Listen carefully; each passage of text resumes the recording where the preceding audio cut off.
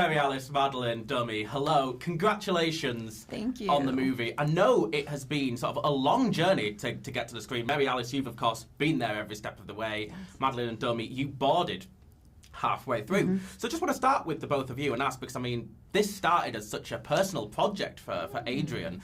Was it a challenge sort of honouring the personal aspects of his story whilst taking it in your own direction?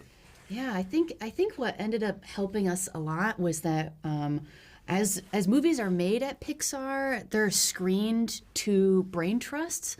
So over the years that Adrian was crafting the story, we were invited to watch the narrative grow, watch the character grow. So we're very familiar with the characters. We knew the world. We knew where the plot was going. So by the time it was sort of our turn to take the baton from Adrian as he went off to Coco 2, there wasn't a lot of catch-up that we needed to do, which I do think helped a lot. We're also just big fans of him. He's a great storyteller. And the character of Elio, we were able to understand and dive into, since we all kind of have a similar backstory, Domee, Adrian, and I, of just feeling kind of out of place, like a weird kid. We're all artsy kids who didn't really find our people until we went to animation school and then Pixar, where all of a sudden you're surrounded by nerds and you can finally be yourself.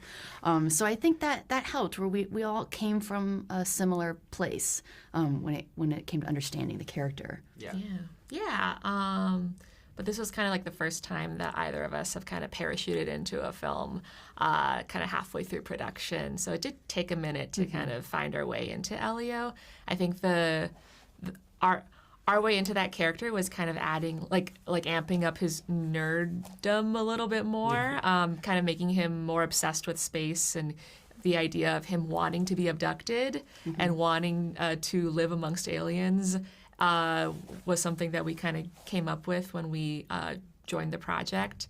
But like Maddie said, like I think the very core of it was something that all three of us kind of had in common. So Yeah. So I went back and I watched the original trailer from 2023, which looks like a completely different film. And as you mentioned, Elio seems like there he was sort of hesitant to be abducted by aliens. So what was the moment that you sort of unlocked what his characterization would be? What was like the penny drop moment? Yeah, it was kind of like a drawing that I think I did in a story brainstorm where it was literally that moment where Elio gets abducted and he goes, yes! It might be in the art book or something. I think it is. I think it is. I think I know where it is. Yeah, and I think that just like we all just loved that kid, and it just felt like such a unique take on a kind of like familiar trope in a lot of sci-fi movies, like the abduction scene. Like, how do we make it unique? How do we make it character specific?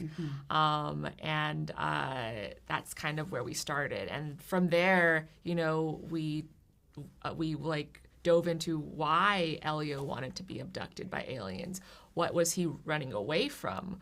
What was his life on Earth like? And, you know, that kind of like started like just kind of more rethinking in terms of his backstory and his relationship with his Aunt Olga, who used to be his mother in the very first version. Yeah, I mean, that tees up my next question nicely, because I mean, that feels like maybe the most profound change to the script. Would you say that was the moment that you sort of unlocked what your version of the story would be?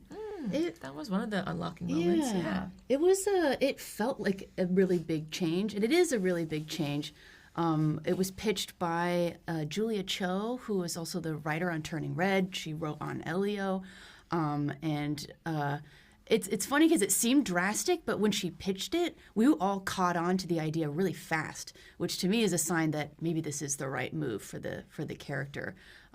What we loved about it was that it made his life on Earth at the beginning of the film a lot more unstable, where you understand him a lot better as he's being abducted in that tractor beam. You're like, yeah, you should go. Like, things are crazy down here. But it also makes his choice, his decision at the very end of the film more impactful, because I think when she was his mother, you always kind of buy that bond is strong, even if there is tension and they have a big argument. in your heart you kind of believe like, well, it's a mother and a son. They've known each other forever, and they're going to make up at some point. When we switched Olga to be Elio's aunt, now all of a sudden these two people don't know each other that well, and a big blow-up argument could end their relationship. If Elio didn't go on this journey, he could have iced Olga out forever, turned 18, moved out, and these two characters would never be the family that they could have been. And for us, that added so much, such higher stakes to Elio's change and to the whole journey of the film, and it makes his final choice so much more meaningful because it's his relationship isn't a given. So we all jumped on that idea pretty quickly once Julia pitched it. Yeah.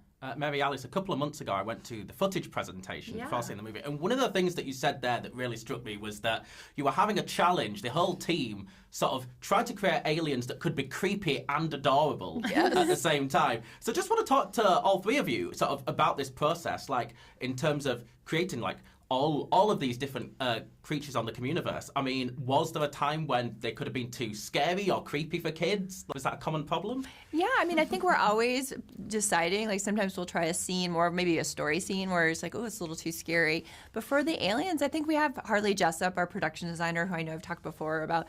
He did Ratatouille and Coco, and he's such a great sensibility. And I think once we knew that this is this most magical, beautiful place Elio wanted to go, we were going to lean into probably friendlier, warmer, aliens, which I think is also unusual. Space is also always, not always, but often depicted as scary or aliens are mean. But yeah, every alien that we look at, we're looking at how appealing they are. Is there anything too scary? Always trying to walk that, like Grygon. Grygon was actually one of the more difficult designs. We kind of went back and forth about as he's a bit of a villain. But we were always leaning into more warm and friendly aliens. Yeah, it's hard though, because I feel like my personal aesthetic is to go a little bit more extreme. And I always have to pull myself back a bit. But that's what like audience previews and screenings are for. Like you test it with an audience and then you're like, oh, whoa, that's not the reaction that I wanted. Okay, let's reel it back a little bit. Let's turn down the sound effects. Let's maybe like dampen that growl or that scream a little bit. Yeah. Terrifying a few kids, better than terrifying millions. That's the thing. Yeah. It's like a fun scare, like a roller coaster ride or something. Yeah. Domee, just to stay with you for a minute, because I mean, of course, Bao and Turning Red, these were these personal stories about, parent and child relationships. And here, of course, you're helping tell somebody else's personal story. I just want to know if in the process of making Elio, this has become a personal story for you as well. Oh, definitely. I think with every project I've worked on, as a director or even as a storyboard artist, I've found my way into the story. I found a personal connection to the material and the characters. And like Maddie said when we came on board, we were already halfway there with Elio. Like I felt like all three of us, me, Maddie, Adrian, we all kind of had that moment when we were the lonely, weird, artsy kids who dreamed of going to animation school. So it wasn't hard to kind of to plug into this film. It did take a minute, and it took working and workshopping and brainstorming. But I feel so close to these characters and to Elio and Gordon's friendship, and I kind of feel like Aunt Olga in that I adopted Elio, but now he's my son. and he will soon be the world's son. I know. That's crazy. Mary Alice, just to end with you, of course, you worked on the original Coco. Adrian, the co-director, he's left to make Coco too. Are you involved with that project? Is there anything that you could tell me in this early stage? Oh, I know. I mean, I think we're all just huge fans of the original Coco and Coco 2. Lee and Adrian are working on it right now, and Mark Nielsen, our colleague, is going to be producing that show with them. So I think we're all jealous we're not on it because we know it's going to be a great movie. But yeah, they're just early days, and we're all really excited. Yeah, me too. Well, it's been a pleasure chatting with you, the three of you. Congratulations again. Thank you. Thanks so much. Thank you.